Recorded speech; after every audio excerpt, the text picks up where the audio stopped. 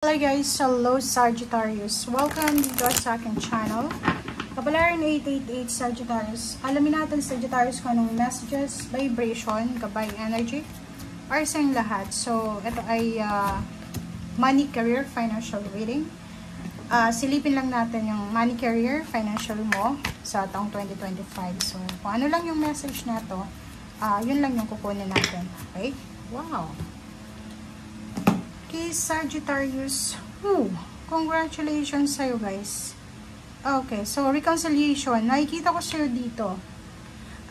If ever meron ditong mga Sagittarius na nagkaroon sila ng financial problem sa 2025, yung parang, halimbawa, nagkaroon sila ng hindi magandang relationship sa kanilang employer, sa kanilang boss, or sa kung kanino pa man, sinasabi sir dito na posibleng magkakaroon kayo ng reconciliation or you will have reconciliation with money. Kasi minsan, di ba, may mga taong pag namumroblema sila sa pera, nagagalit sila sa pera. So, this year, nakikita natin na magkakaroon kayo ng understanding, okay? Meron kayong parang maiintindihan nyo kung ano yung nangyayari, bakit nangyayari yon or bakit mangyayari yon, okay? So, dito, the sun, isang new beginnings siya. Is recovery. The sun is new beginnings, happiness. So, nakikita ko na maraming magsisimula. It's a good news. Usaping pera siya. 'Di ba? Harmonious eh. Maganda. Maganda yung takbo ng pera dito. Maraming good news tungkol sa pera. Maraming good news sa new work, new job, career. So, ang ganda. Kasi pwedeng meron ding good news para sa kung gusto mong magtrabaho sa ibang bansa or gusto mong lumipat ng tirahan, lumipat ng work or career, nakikita natin dito yung possibilities. Okay? Okay. Okay. And 1 into siya, magkasunod siya. So, nakikita ko sir dito, Sagittarius, na if ever, may pagkakataon ka na makapagtrabaho sa ibang bansa or sa ibang lugar, nakikita ko na eto na yung new beginnings na regalo sa'yo ng Panginoon. Gawin mo yung best mo kasi ibibigay niya yung recovery sa'yo. Parang yung Aries lang na ibibigay niya sa inyo ng mga Aries and Sagittarius yung recovery, yung mga nawala sa inyo. Okay? Pero kung makikita mo naman dito, maganda, sobrang ganda. Diba?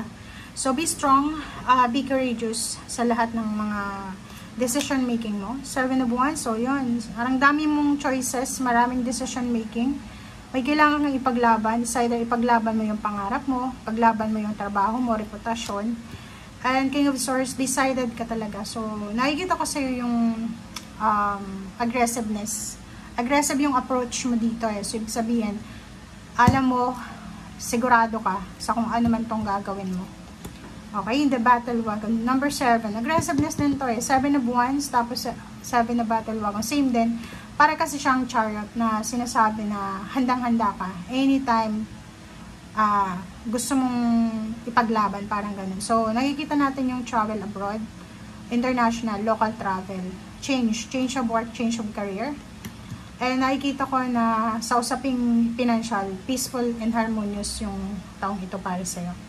So, yun, sinasabi dito maraming blessings ang posibleng darating sa'yo. Mag-iingat ka lang kasi sa dami-daming blessings dito, pwede kang ma-overwhelm, diba? Pag marami tayong natatanggap na blessings, nahihirapan tayong piliin kung ano ba yung dapat nating piliin.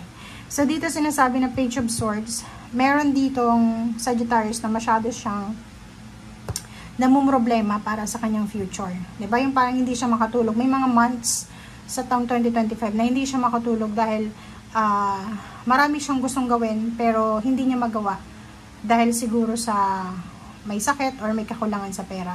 But yung iba sa inyo dito, walang ganitong situation. Yung iba lang. So, yung iba pwedeng ganito yung energy and yung iba naman is doon sa unahan.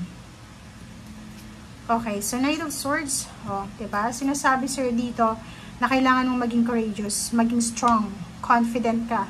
Kasi lahat ng manifestation mo ay ibibigay sa iyo ng universe. Lahat ng kailangan mo para sa pagtatagumpay ay ibibigay sa iyo. It's manifestation, standing stone. You're guided, you're protected, you're being watched by the universe. So, yung mga spiritual helpers mo ay nagtutulong-tulong sila, gumagawa sila ng spiritual team, parang nagbo-brainstorming sila para tulungan ka, okay? But be careful, Sagittarius, may kailangan kang i-give up. I-give up mo yung selos, i-give up mo yung jealousy, envy, and be stable, be strong. Kasi kung ano ba lalaki ka, babae, ang i-offer kasi sa yung trabaho ngayon or mga source of financial is work in other country or malayong lugar talaga siya. Yun yung pinakaswerte mo sa taong ito. Problema lang dito kung silosa ka. Parang ganun. Hindi ka makakarating ka din, pero baka umuwi ka agad. Okay, isipin mo kung pupunta ka na ibang bansa. Malayo to may kontrata ka. Pwede kang makaalis sa contract kung babayaran mo yung ginastos sa'yo. Okay? Unless na pumunta ka ng Europa, Canada, na ikaw gagastos. Okay? So, Knight of Cups and Harvest. So, nakikita ko sir dito, ang daming offer. Offer na, tutulungan kita, i-guide kita, ganito. So, you are lucky kasi merong mga tao ditong willing kang tulungan, willing kang gabayan sa kung ano man to. So, maraming choices, marami kang pagpipilian sa tong ito. So, hindi ka dapat nag-aalala. Nakikita ko may mga dati kang katrabaho or dati mong employer or dating boss na posibleng tatawagan ka ulit para kunin ka as worker or para kunin ka as empleyado. Okay? Give and take energy ng money. So, maganda. Yung taong ito is isa ka sa mga zodiac signs na pwedeng smooth yung flow ng money. Kung magtatrabaho ka, may matatanggap ka. Kung magpapahinga ka, wala kang pera. Kung tatamad-tamad ka, wala kang pera. Pero kung masipag ka this year, magkakamal ka ng malaking halagang pera. So, yun ang rule ng 2025. Okay? So, nakikita natin yung partnership, collaboration, business, ganito, ganyan. So, nakikita ko na magiging sobrang pagod ka dahil marami kang pagkakaabalahan sa ngayon. Kahit sabihin natin, hindi ka man mag-abroad na sa Pilipinas ka lang, pero marami kang obligation, duties and responsibilities na kailangan na gawin. Siguro yung trabaho mo is straight time, pwedeng security guard ka, or pwedeng panggabi, may mga graveyard shift, or parang ganyan. So, nakikita ko sa'yo dito na ihanda mo ang sarili mo para sa 2025. Okay? So, pagdating ng end of 2024, pag may pagkakataon kang magpahinga ka, kasi yung 2025 sa'yo is sobrang mabilis siya. Mabilis yung takbo na ito Sobrang bilis na kailangan mong makipagsabayan sa bilis ng taon. Kasi ang dami-daming blessings, ang dami-daming openings, and lahat ng tao ngayon magre-recover and kasama ka dun. Okay? Thank you guys. Bye!